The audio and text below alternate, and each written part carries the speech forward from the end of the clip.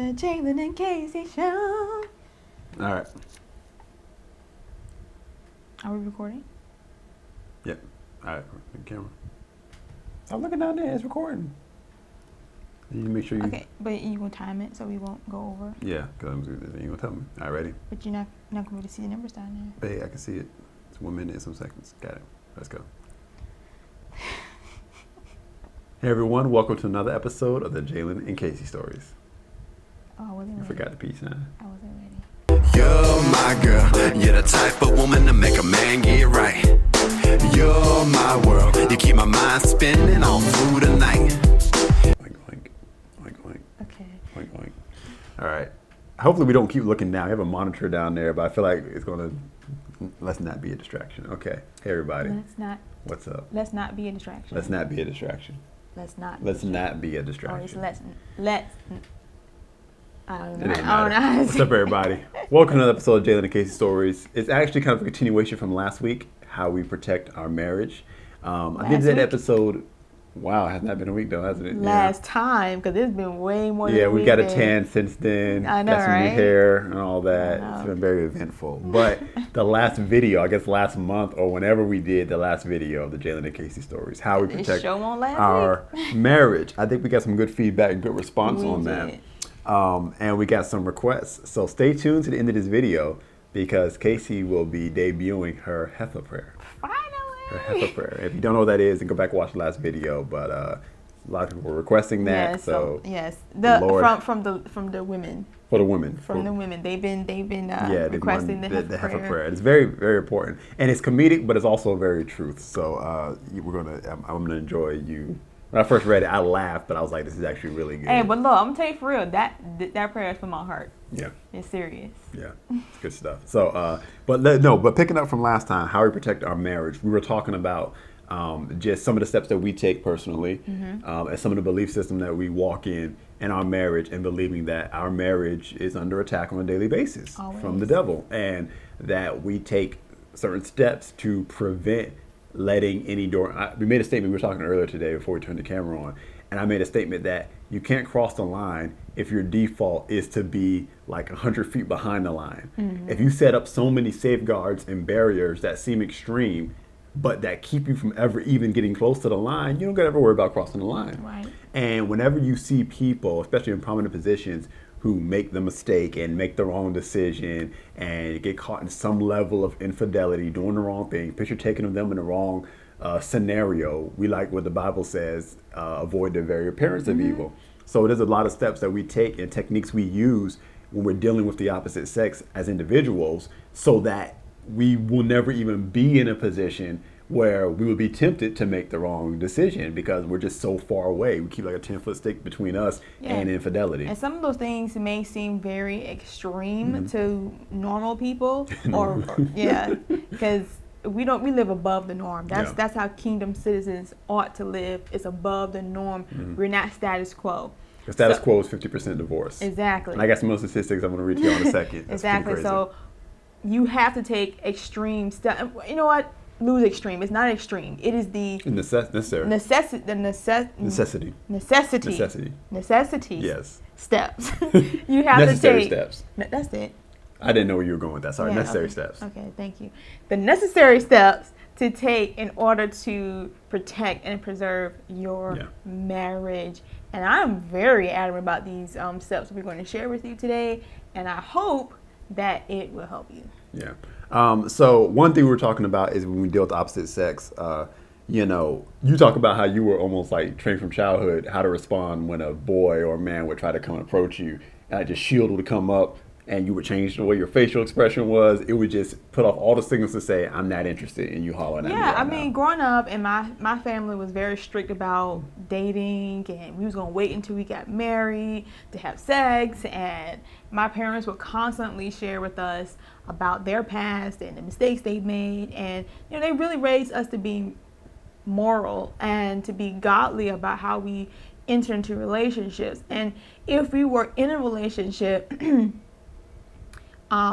we dated with a purpose. Oh, get an alarm going on. Gotta keep life on schedule, people. All right. So, but yeah, we was going to date with a purpose, and that purpose was marriage, you know. So we weren't just going to hook up with somebody and try them out, whatever. I don't know why I said all of that. But my dad in particular, you know, he was very strict about how we carried ourselves as women as we were out and about. And if a guy ever tried to approach me, you know, I had my stuff ready. Like, he wasn't going to just shoot a line at me and I was going to be all weak in the knees and, you know, because he smiled or wink or whatever and I was getting my attention. No, it just wasn't going to work with me. So I can just remember just times when I would be out and I would see a guy. He could be attractive and stuff and I'd be like, oh, he's kind of cute, whatever. But soon as he would make an attempt to come my direction, it's like, nope, put the shield of faith up. Like, nope, I would go into my line and I had something to say.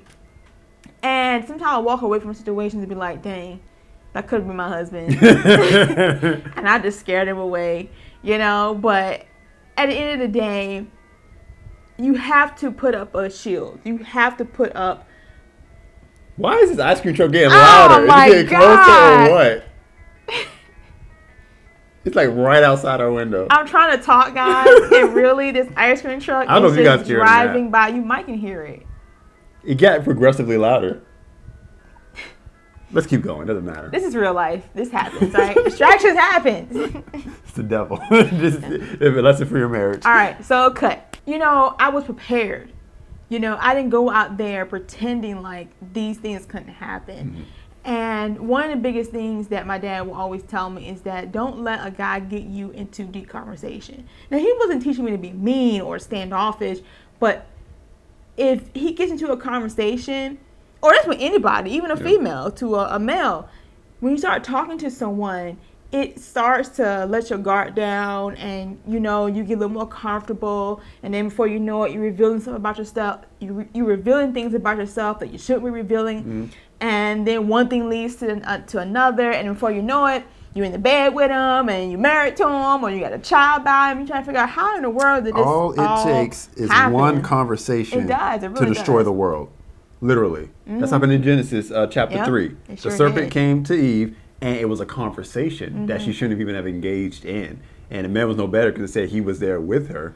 And he did two things. And this is a key for you to understand why infidelity happens. And we're like, we were in such a good marriage, but what happened? He did two things. He made her realize two things that were lies. And it said, so this is Genesis chapter 3, verse 6. So when the woman saw that the tree was good for food, that it was pleasant to the eyes, and a tree desirable to make one wise, she took of its fruit and ate. So he did two things. He made her look at this sin as something desirable, as something that was pleasant, something that looked good. And then the second thing was he gave her a promise that it was going to provide her with something that she didn't have in her current status, in her current situation.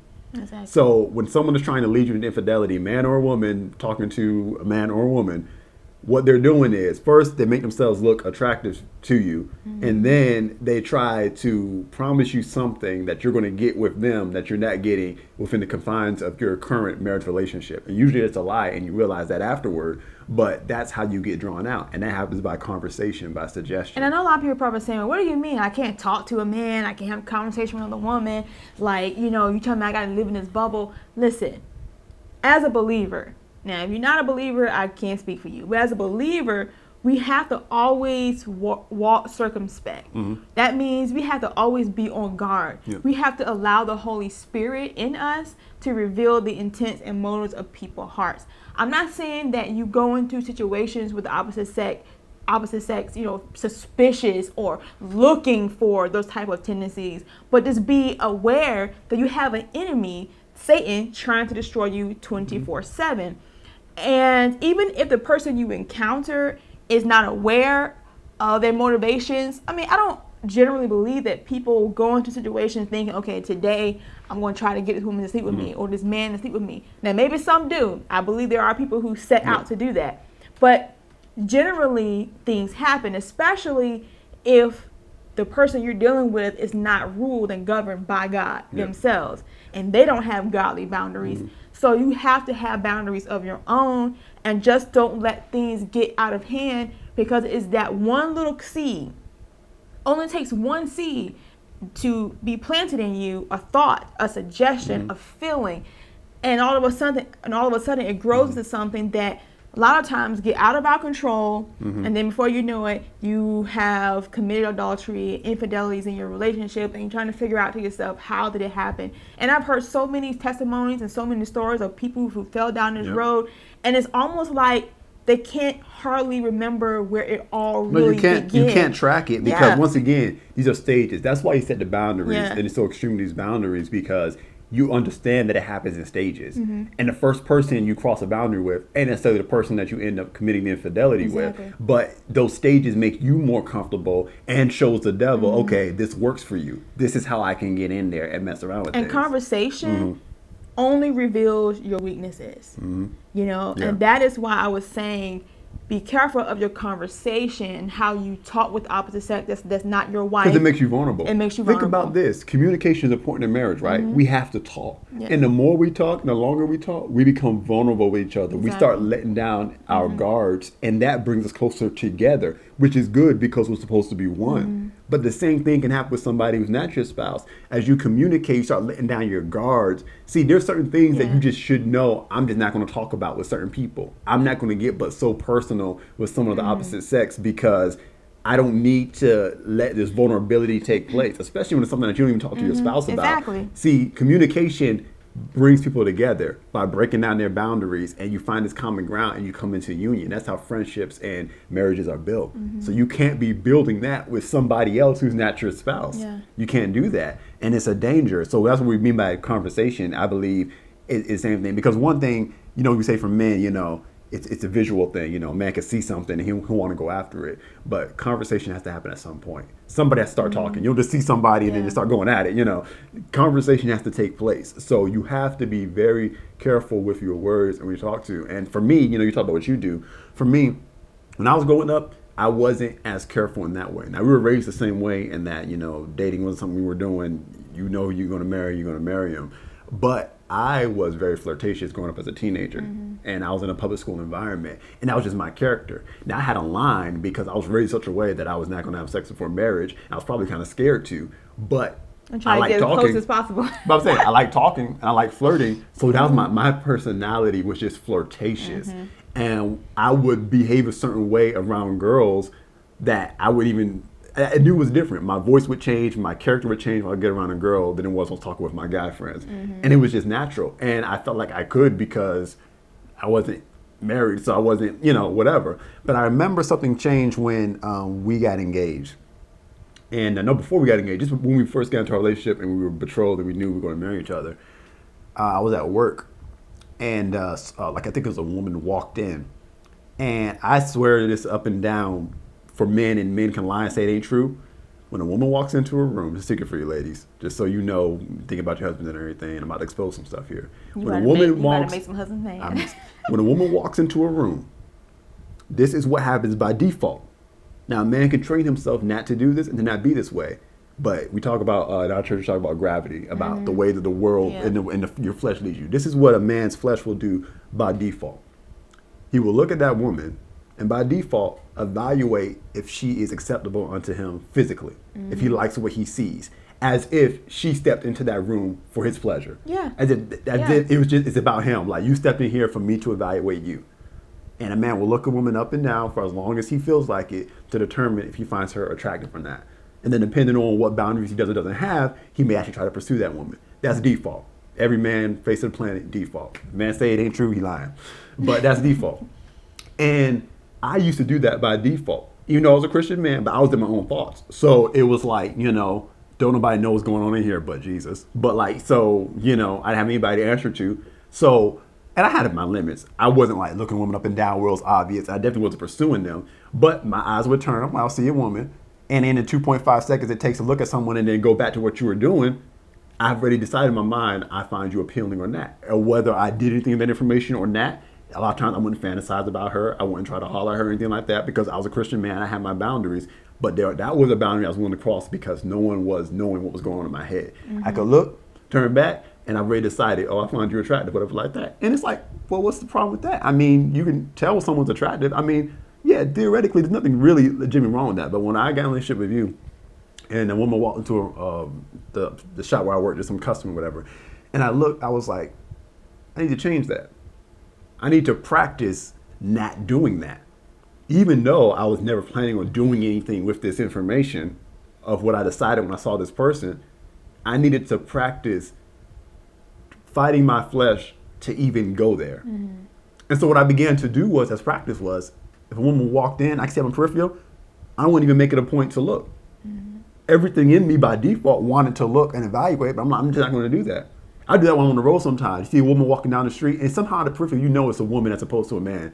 And it's like, I have seen men. Yeah. I'd be observing men, and a woman walk by, and they could be driving, and that man he would just roll. I'm like, bro, you need to pay attention to the road. It's like they have to look. It's default. It's like you have to evaluate. And it's the weirdest thing. And it's like, why does your mind work that way? And some of it is like fleshly and instinctive and all that kind of stuff. And once again, it's like, well, I'm not doing anything wrong. I'm not even lusting after them or anything like that. And that was true. I wasn't lusting. I wasn't fantasizing most of the time. But I'm going to be honest with where I was when I was younger, growing up. But anyway, but I decided, you know what? I'm going to put this extra boundary in place. And the reason I did it was because I loved you. And I was like, I respect this woman who's going to be my wife too much to even play this game anymore. Mm-hmm. Even though she would never know what's going on in my head, I know what's going on. And I want to be loyal and faithful to her. So I'm just going to stop doing that. But I think those things do affect you over time without restraint. Mm-hmm. Because, like you said, you can have those things logged in your mind and you can go back into things and fantasize. And then if anything will ever break in our relationship, you have those things to default and fall back onto. And if you don't check those habits, you will find yourself running in the arms of another woman. And by having those boundaries, you got a lot of check marks before you've gone too far. It's kind of like a car gauge. Yeah, go through customs. Exactly. Yeah. Like you have to set off a lot of alarms before you get all the way to adultery. Mm-hmm. And that's a good thing. Because on days when I'm not hitting on all cylinders, when I'm a little weaker, and I find myself doing something, I find myself looking for a little too long, or I find myself carrying myself a certain way because there's a woman in the room and I want to like posture myself in a certain way to look attractive, I kind of something be like, oh, Jalen, you're slipping. You're supposed to be doing that. And those little things that seem harmless lets me know you're in a dangerous place right now. Mm-hmm. You don't need to be doing that. You need to catch yourself. But by having those boundaries set so far back from the line, that's a lot better than the boundary of being up in a woman's face talking and actually trying to get her number. And the next thing I know, I'm texting stuff like that. See, at that point, it's almost too late. Yeah. But by having these boundaries set further back, by having these check marks that the Holy Ghost can hold me accountable to, that says, Jalen, you're agreeing not to do this. You're not supposed to be doing this. And no, it technically wasn't a sin. And no, I'm not technically lusting like that. We need to get off of technicalities. Yeah, we do. Because the goal is not to just not sin. The goal is to be pleasing unto God. And in the case of marriage, it's pleasing unto my wife. And to honor your marriage, whether it is seen or unseen. Exactly. And that is the thing. Because it's about what it does to you and your heart. Because you know your intents and your motives. And God knows your intents and your motives. And that's what we're talking about, honoring your marriage, whether it's seen or unseen. And again, we have to be realistic about who we are as individuals, who we are in this world. There is temptation coming to us every single day. And because you have a thought, doesn't mean that you're sinning, doesn't mean that you're a bad person because you get a thought. Or sometimes the devil will throw images in front of you, especially if you have a background before you got married and you've had several relationships prior to getting married, or you've have dealt with pornography, or you have dealt with anything that was sexual in nature that could hinder your intimacy with your spouse. It's not unrealistic for the devil to try to use those things against you once you get married, because he's going to do everything in his arsenal to destroy your marriage. So don't condemn yourself. You just got to know that if you're presented with these other options other than your spouse, there is a way to overcome. You don't indulge in those things. And sometimes it gets hard, man. It gets pressure. You come under a lot of pressure. That's when you got to run to the Lord.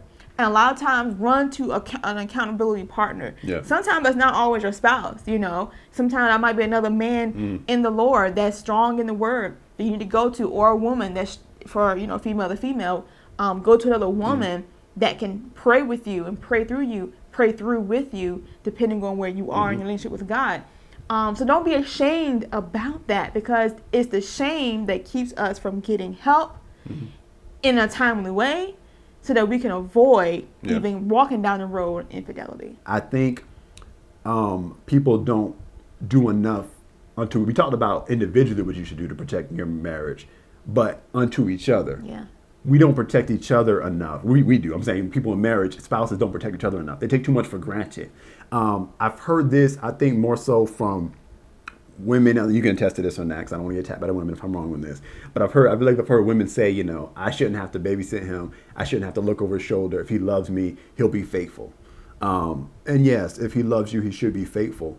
But I think we said this in the last video, it's not about love, and it's not about whether or not you trust your spouse. It's about protection. It is. And you need to go out of your way to protect your spouse, and that's vice versa, man to woman to man. And if you know your spouse, know your spouse. Know how y'all got together. Yeah. Is your spouse a flirt? Is that kind of how he broke you down? Then okay, that part of his personality hasn't disappeared, and it's likely that it could pop up if it's natural to him doing someone else. So know your spouse and know what they're susceptible to, know what they're weak to. Think about how you broke it. Yeah, you were weak to that. So someone else theoretically could come along and do the same thing. And you're like, well, no, that would never happen because they love me. I'm not talking about the born again, spirit-filled man living on the inside of you or your spouse. No, that's not going to do it. I'm talking about that flesh. I'm talking about the devil pulling out all the stops to try to break them down. Mm-hmm. No matter how spiritual you are, the flesh will always be a challenge. So what I'm saying is protect your spouse and go out of your way in your prayer time and the boundaries that y'all agree to set for each other. And remind each other who you belong to. There have been times when, like, babe, remember, you're my man. Yep.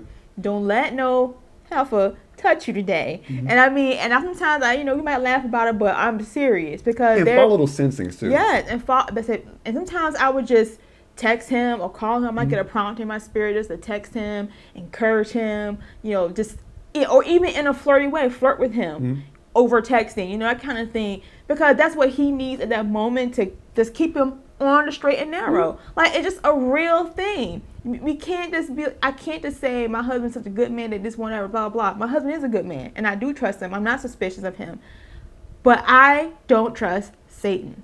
Okay, and I would not give him a foothold in any shape, form, or fashion. And if it sounds like being vigilant and being hyper vigilant is too much, then you don't need to be married. Exactly. If it seems like too much work, well, I don't want to have to do all that. I need me time to focus on me. You don't need to be married. No. If you're not willing to put in the work, you got to understand. And I didn't actually get a chance to get to the stats today, so we have to do another episode. But when you see some of the stats about marriage and what goes on in people's minds and divorce and infidelity, it's almost startling to think that this is what's going on. And not enough people respect marriage enough. Marriage is work. And it takes work to not only to get married, but to keep your spouse and to keep each other, to stay attracted to each other. That stuff is not automatic. You don't just kiss at the altar and it's like, okay, we're bonded to each other for life and we're never going to look to the right or to the left. And if you do, there's something wrong with you, but not with me. And I don't got to try anymore. And I can be any weight and I can look any kind of way and I can wear and I can do whatever and I can let my body go to this direction. I'm talking to men because we put that a lot on women, but men be letting their bodies look like whatever. And I be like, dog, get it together. Like, your wife still likes to look at muscles. If it's within your ability, if you don't have some kind of debilitating disease that keeps you from getting muscles, get the muscles. Attract your spouse. Yeah. And I don't want to go any further because I really want to do a whole episode on this.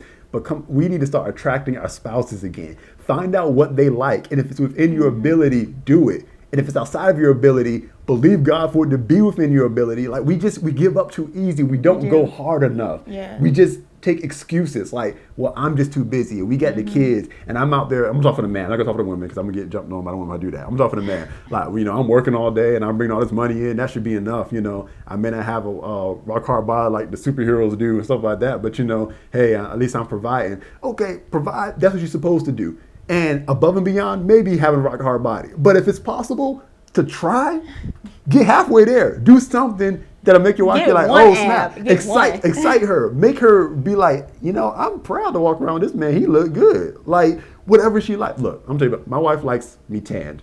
She likes the brown look. I do. She's been liking me a lot these past couple of weeks. We went out to the beach. I'm looking for ways to get back to the beach, hopefully this weekend, so I can keep the tan going. She's liking the new braids and the hairstyle, so she's actually doing it for me. But I'm like, hey, keep it going.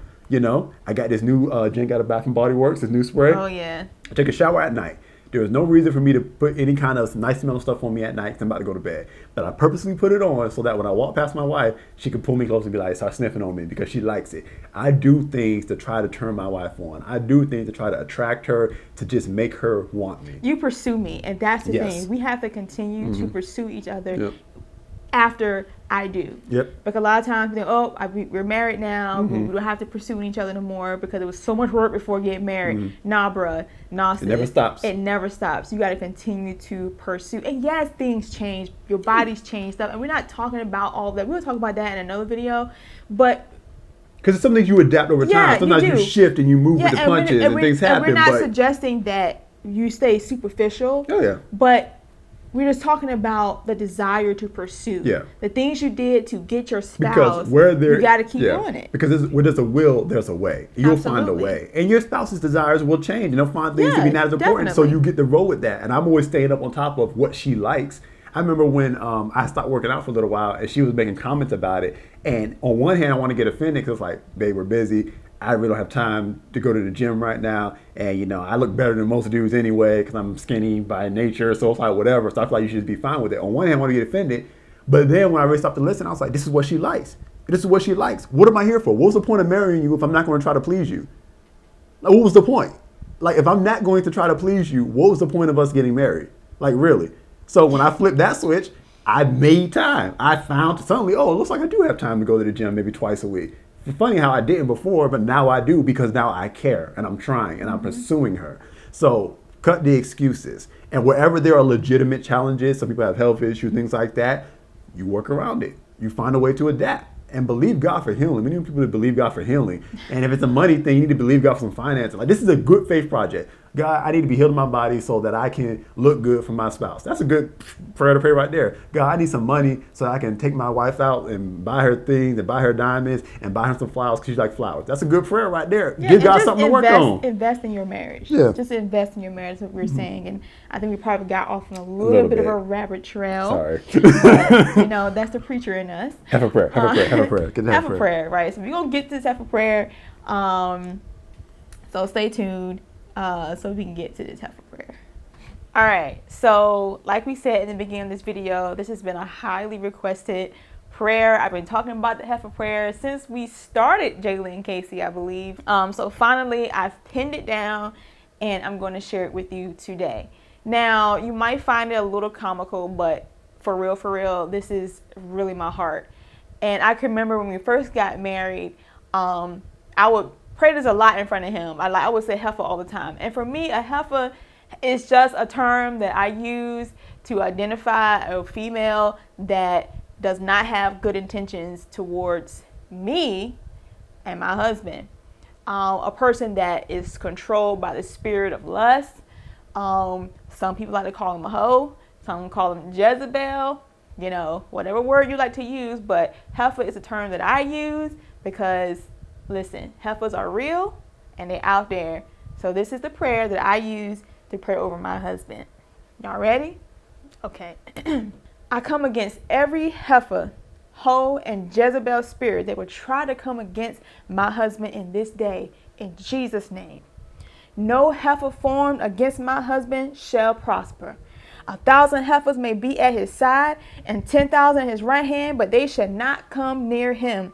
And I shall say unto this heifer, be thou removed from my husband. Resist that heifer, and she will flee far from you.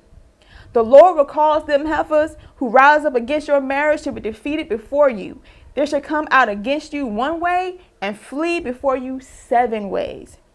Be alert and of sober mind, for that heifer prowls around like a hoeing lion looking for a husband to devour. That's a true statement, y'all, for real. For I am a jealous wife, and there shall be no other woman before me. Now, angels, keep guard over my man's body, and let no heifer touch him. Holy Spirit, keep guard over his heart, mind, and soul. Keep his desires towards me only. Thank you, Lord, for a loving, trusting, and blissful marriage, one that represents the kingdom of God royally.